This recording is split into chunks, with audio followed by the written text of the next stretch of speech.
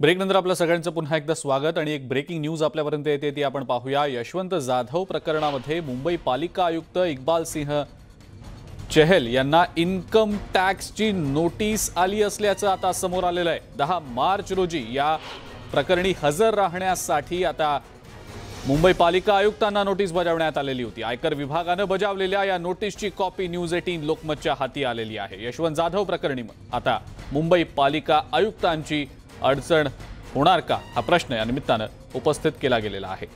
याच संदर्भातली अधिक माहिती आपण जाणून घेणार आहोत। तुषार रुपनवर आपला प्रतिनिधी आपल्या सोबत आहे सध्या। तुषार, काय नेमकी या सगळ्या महत्त्वाच्या घडामोडी संदर्भातली अपडेट सविस्तर काय सांगता येईल?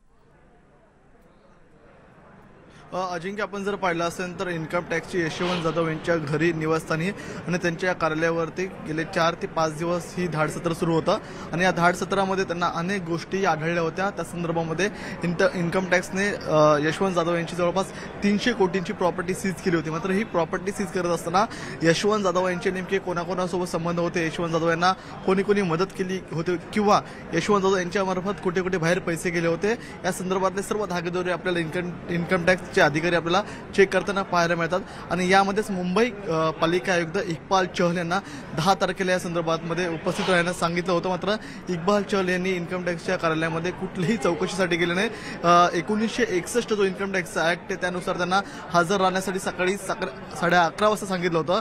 अवघ्या मुंबई पालिकेच्या अंतरावरून या ठिकाणी इन्कम टॅक्स ऑफिस काही अंतरावरती असताना सुद्धा या ठिकाणी मुंबईचे पालिका आयुक्त गेले नाहीत आणि या संदर्भात बोलण्यासाठी स्वतः आपल्यासोबत आहेत भाजपा नेते आमदार अतुल भातखळकर।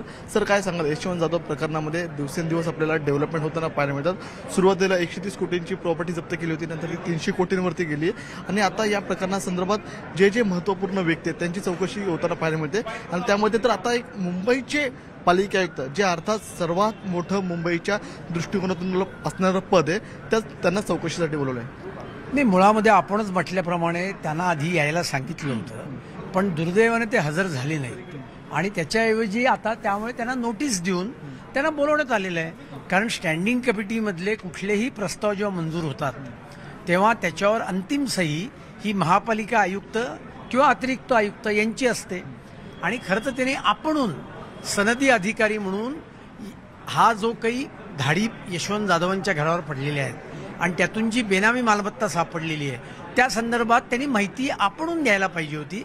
पण मला असं वाटतं हे राज्य सरकारचं जो रोग या सरकारला जडलेला आहे त्याच्या बरहुकूम ते वागतायत। सर, जेव्हा शेवटची स्थायी समितीची बैठक झाली महासभेमध्ये सुद्धा या ठिकाणी शेवटच्या 30 मिनिटांमध्ये जवळपास 3000 कोटींपेक्षा जास्तचे प्रस्ताव मंजूर करण्यात आले।